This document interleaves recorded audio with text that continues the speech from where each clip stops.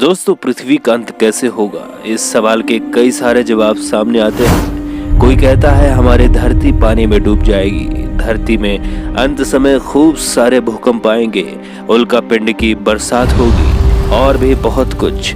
Video शुरू होने से पहले चैनल को 3 सेकंड्स में सब्सक्राइब कर लें, मैं रुका हूँ। पृथ्वी पर इस दुनिया के खत्म होने की आशंका तो है ही, शायद पूरी पृथ्वी बंजर भूमि में तब्दील हो जाएगी। लेकिन क्या हो सकता है? कब तक रहेगा पृथ्वी पर जीवन? आइए जानते हैं पृथ्वी पर जीवन के अस्तित्व से जुड़ी संभावनाओं और आशंकाओं को।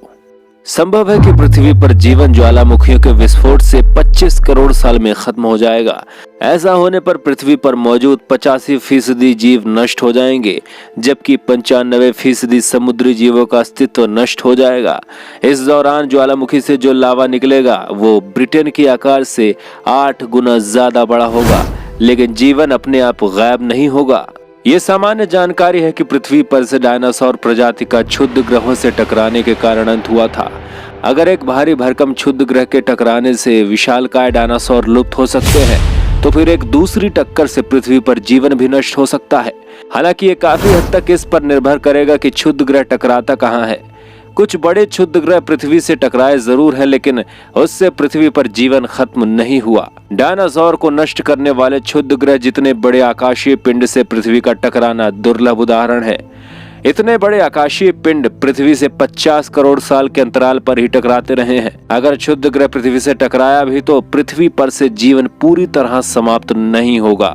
हालांकि इसकी आशंका तब ज्यादा होगी जब कोई ग्रह के आकार का पिंड पृथ्वी से टकरा जाए। वहीं दूसरी तरफ पृथ्वी का केंद्र जमने से भी जीवन पूरी तरह खत्म हो सकता है। इस विषय पर 2003 में हॉलीवुड में द कोर नाम से फिल्म बन चुकी है। इस फिल्म की कहानी है, पृथ्वी का केंद्र रोटेट करना बंद कर देता है। तब अमेरिकी सरकार पृथ्वी के केंद्र तक ड्रिलिंग करके रोटेशन को सही करने की कोशिश करती है। एक्टिव कोर नहीं होने से पृथ्वी का चुंबकीय क्षेत्र खत्म हो जाएगा और इससे पृथ्वी का पूरा जीवन खतरे में आ सकता है। कभी मंगल के पास अपना चुंबकीय क्षेत्र होता था, जिसे उसने खो दिया। पृथ्वी के चुंबकीय क्षेत्र के कमजोर होने की खबरें भी पिछले दिनों आती रही हैं, लेकिन इसमें चिंता करने की कोई बात नहीं है, क्योंकि ये कमी दिशा बदलने के चलते हुई है, घट नहीं रही है। लाखों साल में ऐसा अंतर आता रहता है, लेकिन बड़ा सवाल यह है कि क्या पृथ्वी का चुंबकीय क्षेत्र पूरी तरह गायब हो जाएगा? कैम्ब्रिज यूनिवर्सिटी के रिचर्ड हैरिसन के मुताबिक हाल फिलहाल इसकी कोई उम्मीद नहीं है। गामा किरणों का विस्फोट, बाइनरी स्टार को WR104 भी कहते हैं, ये करीब 5 लाख साल में तैयार होता है। अगर ऐसा हुआ भी तो हम तब तक नहीं होंगे। वैसे क्या हम यूनिवर्स में अकेले हैं? अगर नहीं तो हम एलियन की सभ्यता से संपर्क क्यों नहीं साध पाए हैं? वैसे पृथ्वी पर जीवन का समापन गामा किरणों के विस्फोट से हो सकता है। यूनिवर्सिटी ऑफ बार्सिलोना के राउल जिमेनेज कहते हैं, अगर गामा किरणों में विस्फोट हुआ तो फिर पृथ्वी पर से पूरी तरह जीवन समाप्त हो जाएगा। अगर पृथ्वी किसी तरह से आकाशगंगा के केंद्र के करीब पहुंच जाती है तो पृथ्वी पर से जीवन नष्ट हो सकता है। इलिनोइस के बाटविया के फर्मिलैब के जेम्स एनिस के मुताबिक अगर गामा रे विकिरण पृथ्वी से टकराती है तो भी जीवन पूरी तरह से समाप्त नहीं होगा, क्योंकि समुद्री जल रेडिएशन को सोखने के लिए बेहतर विकल्प है। हालांकि पृथ्वी से इंसानों का नामो निशान मिट जाएगा, लेकिन दूसरे जीव जंतु बचे रहेंगे। अरबों साल से हमारा ग्रह सोलर सिस्टम में सूर्य के इर्द गिर्द चक्कर लगा रहा है, लेकिन अगर कोई तारा नजदीक आ जाए तो क्या होगा? न्यूयॉर्क की रॉचेस्टर यूनिवर्सिटी के एरिक मामेजक के नेतृत्व में फरवरी 2015 में हुए अध्ययनों में बताया गया है कि ऐसा संभव है, और ये भी कहा गया है कि ये जल्द ही हो सकता है। जर्मनी के max Planck institute for astronomy के कोरियन बेलर जोन्स ने इस बात को रेखांकित किया कि 2 तारे समस्याएं उत्पन्न कर सकते हैं। HIP 85605 हमारे इतने पड़ोस में है कि वो 2.4 लाख साल से 4.7 लाख साल के बीच में पृथ्वी तक पहुंच सकता है। GL 710 के भी 13 लाख सालों में पृथ्वी के करीब पहुंचने की आशंका है। मामेजक के मुताबिक GL 710 बड़ा तारा है और HIP 85605 भी। तो क्या इनसे पृथ्वी के जीवन को खतरा होगा? ऐसे तारे सौर मंडल के अंदर आने पर खतरनाक हो सकते हैं, लेकिन इसकी आशंका भी बेहद कम है।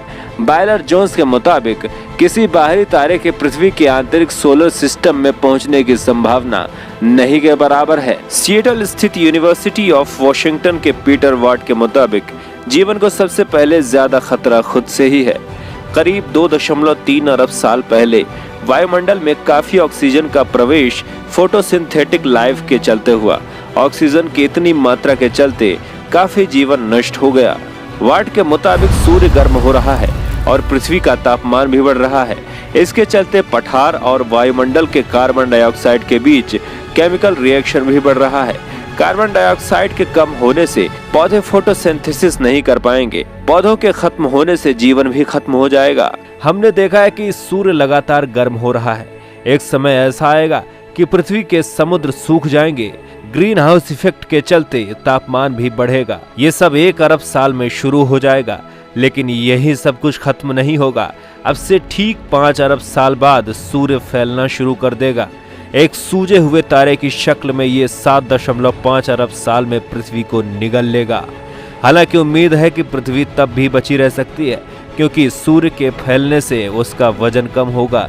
ऐसे में पृथ्वी का हिस्सा सूर्य की चपेट में आने से बच सकता है। लेकिन 2008 के अनुमान के मुताबिक इसके बावजूद पृथ्वी का अस्तित्व नहीं बचेगा। अगर ऐसा हुआ तो इससे बचने का एक ही रास्ता होगा, हमारे पास ऐसी तकनीक हो जिससे हम पृथ्वी को सुरक्षित सूर्य की चपेट में आने से दूर ले जाएं। अगर ऐसा नहीं हुआ तो पृथ्वी का अधिकतम जीवन 7.5 अरब साल ही होगा। इस वीडियो के लिए आपकी कोई राय हो तो हमें बताएं। कमेंट बॉक्स में हर हर महादेव लिखकर प्रभु का स्मरण करें। वीडियो को लाइक करते हुए चैनल को सब्सक्राइब करके बेल नोटिफिकेशन ऑन कर लें। साथ ही हमारे नए मोटिवेशनल यूट्यूब चैनल अज्ञात दुनिया मोटिवेशन को भी सब्सक्राइब कर लें।